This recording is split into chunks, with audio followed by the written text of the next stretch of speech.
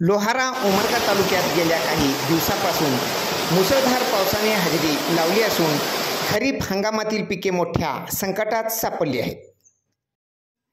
ऐन सणासुदीत या पावसाच्या कहरमुळे मात्र शेतकऱ्यांची चिंता वाढली आहे। लोहारा तालुक्यातील चारही महसूल मंडळातील शेतामध्ये अक्षरशः पाणीच पाणी झाले आहे। पिकांची वाढ खुंटली असून पिके पिवळसर पडत आहेत। दोन्ही तालुक्यामध्ये मुसळधार पावसामुळे शेतकऱ्यांचे प्रचंड नुकसान झाल्याने माजी आमदार ज्ञानराज चौगुले यांनी उमरगा लोहारा तालुक्यातील शेतकऱ्यांचे पंचनामे करून तात्काळ नुकसान भरपाई द्यावी अशी मागणी महसूल मंत्री चंद्रशेखर बावनकुळे यांच्याकडे केली आहे। तर मानवी हक्क अभियानाने देखील सरसकट ओला दुष्काळ जाहीर करून शेतकऱ्यांना थेट आर्थिक मदत द्यावी अशी मागणी केली आहे।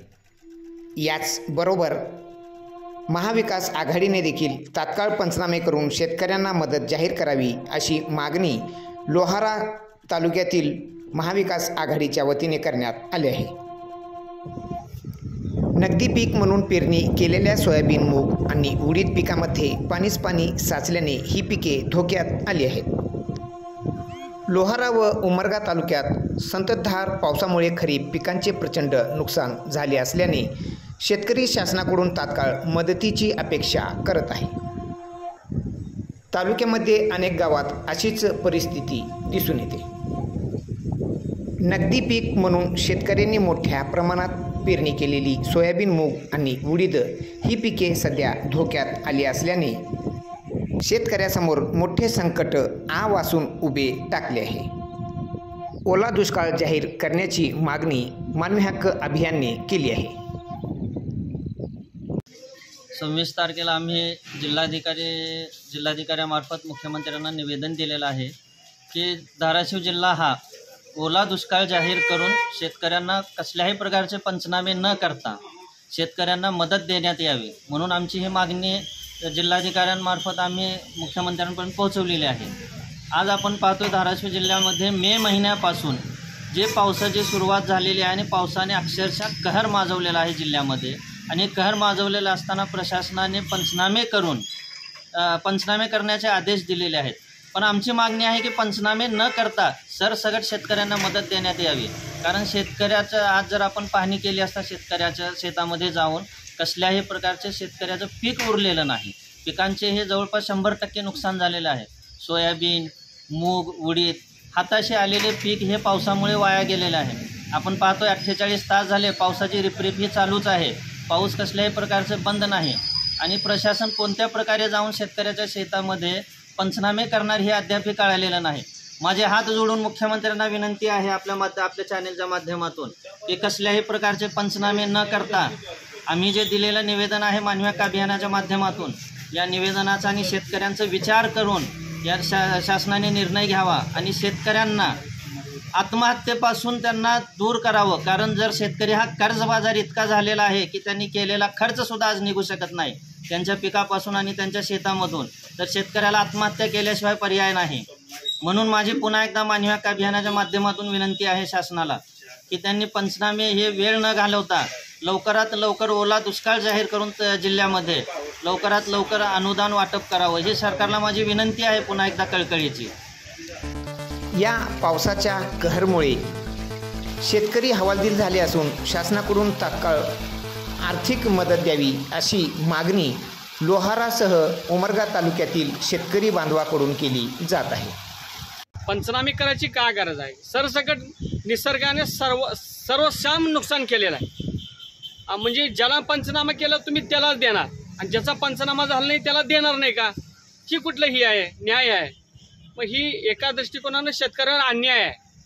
तर माझं एकच मत आहे की बाबा सरसकट तुम्ही पंचनामे करून किंवा न करण्यापेक्षा सरसकट अनुदान द्यावं एवढं शेतकऱ्यातर्फे माझी एक मागणी आहे आणि ती शासनानं व अधिकाऱ्याने मान्य करावं। आपण पाहू शकता लोहारा टाइम्सवर वास्तव विदारक चित्र। अति पावसामुळे खुरपणी न झाल्याने शेतकऱ्यांची अशी अवस्था झाली आहे की पिकात गवत की गवतात पीक हेच ओळखता येत नाही।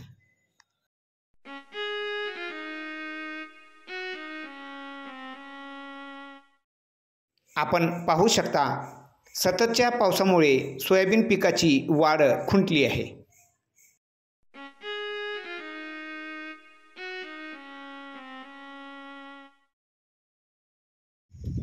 तालुक्यामध्ये अनेक ठिकाणी मे महिन्यात पडलेल्या पावसामुळे वेळेत जमिनीची मशागत होऊ शकली नाही, परिणामी शेतकऱ्यांना पेरणीच करता आली नाही।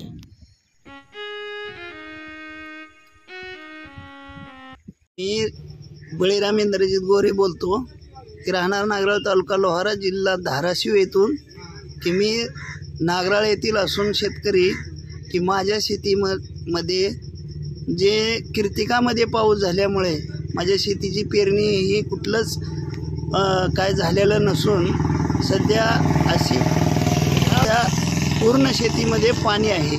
पाणी असल्यामुळं त्या ठिकाणी रब्बीचं सुद्धा पीक घेता येणार नाही अशी परिस्थिती उद्भवलेली असून सध्या शेतकऱ्याची दीनदयाळ अवस्था ह्या परिस्थितीमध्ये असून सध्या शेतकऱ्याला जगावं का मरावं ही परिस्थिती उद्भवलेली असून शेतकऱ्याला शासनानं सरसगट पंचनामा करून त्या शेतकऱ्याला अनुदान देण्यात यावं व पेरणीसाठी म्हणजे रब्बीचे पीक घेण्यासाठी त्याला आर्थिक मदत म्हणून शेतकऱ्याला हातभार लावावा एवढं। जगन्नाथ गोरे या शेतकऱ्याने कोथिंबीर पीक घेतले होते, परंतु कोथिंबीरीला भाव नसल्यामुळे 15 जुलै 2025 रोजी रोटावेटरने ते नष्ट करून कांद्याची लागवड केली। मात्र सततच्या पावसामुळे कांद्याची उगवण क्षमता कोलमडली आणि कांद्याच्या पिकात मात्र गवतच गवत उगवल्याने कांद्याची लागवड फेल ठरली। दुहेरी संकटामुळे त्यांच्यावर मोठे आर्थिक संकट ओढवले आहे। आपण पाहू शकता लोहारा टाइम्सवर हे दृश्य आहे लोहारा ते कानेगाव जुन्या रस्त्यावरील तलाव। हा तलाव संततधार पावसामुळे तुडुंब भरून वाहू लागला आहे। मे महिन्यात पडलेल्या पावसाने नदी नाले विहिरी यांनी तलाव अर्धवट भरले होते, मात्र आता ते पूर्ण क्षमतेने भरल्याने रहदारीचा मार्ग असलेला हा रस्ता बंद होण्याची शक्यता निर्माण झाली आहे। अक्षरशः सध्या शेतातून पाणी बाहेर निघत आहे।